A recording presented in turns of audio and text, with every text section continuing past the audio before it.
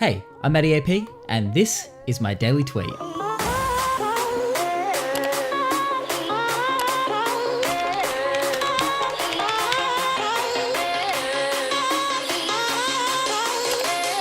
Hey guys, welcome to the Daily Tweet, the show where we look at the hottest trending moments on Twitter. We choose 3 of them to talk about daily, and then at the end of the episode, we choose one of those 3 to write a tweet about. But before I get stuck into the video, make sure you hit that subscribe button, it really helps me out a lot.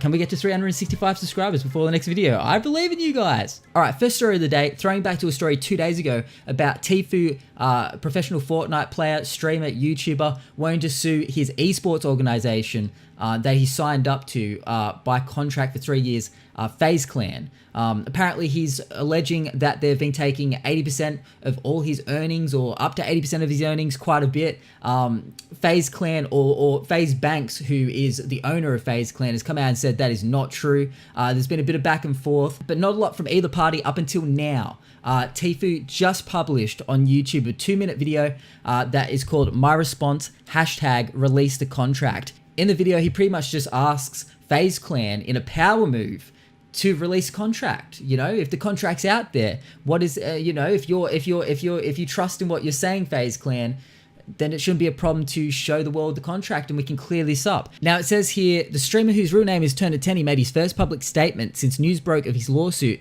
against pro team FaZe Clan over his gamer agreement in a video called Documents Don't Lie. Now it's really funny because if you look at the video now, he's actually retitled it to My Response, Release a Contract. Already 500,000 views, by the way, as well, in a short amount of time. So this is blowing up real quick. But it says, in a video called Documents Don't Lie, Tenny called on the group to make his contract public. Shortly after, FaZe Clan owner Ricky Banks confirmed details of the agreement will be released to the public. So there you go.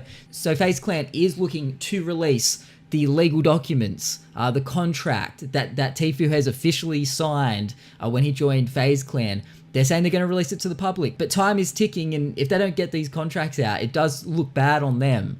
I don't know. This is going to blow the whole story wide open. So interesting shit coming out from this story. But Tfue did tweet out officially saying, my response, #release the contract, obviously wanting to get that trending a little bit. But FaZe Banks, much like the other day, a massive string of tweets says, "Turn out, we offered you 1 million per year with 0% splits across the board. The only deliverable on your side was to represent FaZe Clan. To act like we didn't try and fix your situation multiple times is manipulative. Tfue, like I said, for us, this was never about money." But he says here as well, and with that new contract, anything agreed to in the previous one would be nullified. We offered so many different solutions, all of them taking nothing, absolutely nothing from Turner. Tfue blew up and forgot where he came from. Classic clout shit. Which it did seem like a little bit of that from the initial story that dropped, but this is now seeming to definitely tilt in Tfue's favor. But FaZe Banks also says here, by the way, we are indeed releasing contract. Just got off the phone with higher ups, and we're preparing it for you guys now. I have nothing to hide, and everything I've said throughout all of this is the truth. We've tried for a straight year to come to a new agreement. So that's where that is at the moment. Let me know what you think in the comments below. Who do you think's right? Who do you think's telling the truth?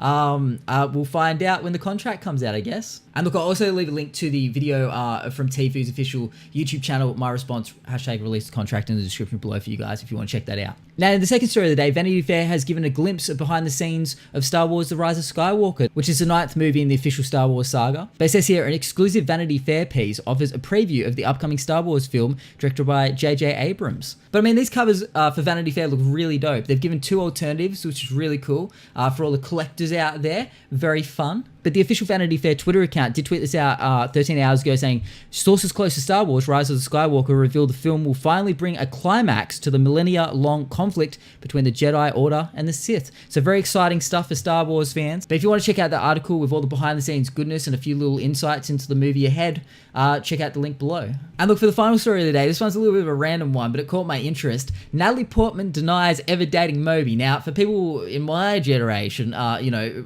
from like the 80s, 90s, you know, growing up, Moby being the popular, I guess, producer of music back in the day, had a couple of hits. He's released a memoir, and it says here, in his new memoir, Moby wrote that he and Natalie Portman briefly dated when she was 20 and he was 33. Portman denies the claims, saying that Moby was a much older man being creepy with me when I had just graduated in high school.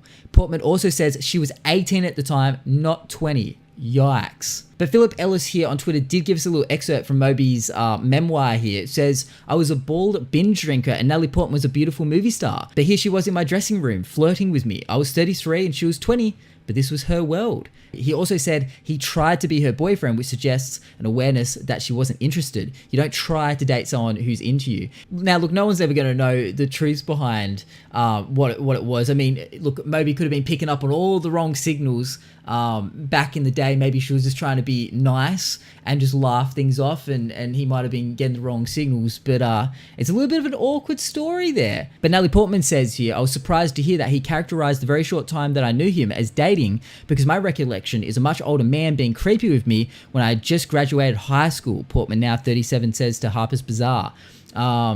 He said I was 20. I definitely wasn't. I was a teenager. I had just turned 18. He was on tour and I was working shooting a film, so we only hung out a handful of times before I realized that this was an older man who was interested in me in a way that felt inappropriate. Goodness me. So that's a little bit of a messy story there. And just to wrap the story up, Spin on Twitter says, Moby has responded to Natalie Portman's denial that they dated. He says, I completely respect Natalie's possible regret in dating me.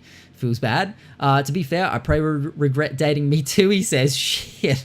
But it doesn't alter the actual facts of our brief romantic history. So, I mean, who bloody knows at this point? But those are your 3 stories of the day. Let me know what you think in the comments below. All right, so it's come to that time. 3 stories out of the way. Now we just have to pick one of them and write a tweet about one of them and send it off into the Twitterverse. Let's get on it. All right, so the story I've gone with today is in relation to the Moby and Natalie Portman article that we just talked about.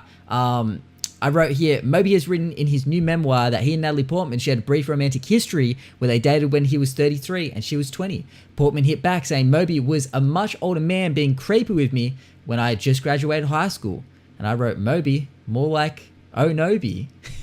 Look, it's a lame joke, but it's all I had on a Thursday afternoon, all right? So it is what it is. And look, I just added a little photograph there of Natalie Portman and Moby from that era.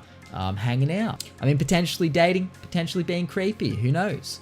But with that, that is my daily tweet. Bam. Guys, thank you so much for hanging out today. I really appreciate it. Make sure you do like this video if you enjoyed it. If you didn't enjoy it, hit the dislike button. Let me know how you feel, but also make sure you subscribe if you liked what you saw. Plenty more of this content on a daily basis. And if you want to interact with the tweet that I just wrote, you can find it in the description below. Make sure you like, retweet, and comment if you feel inclined. And while you're over on my Twitter, why not give it a follow for more tweets like that glorious one I just popped out there. And I'll give you a little shout out at the end of tomorrow's video. Guys, everyone take care of yourself, be good to each other, and I'll catch you all in tomorrow's daily tweet. Bye!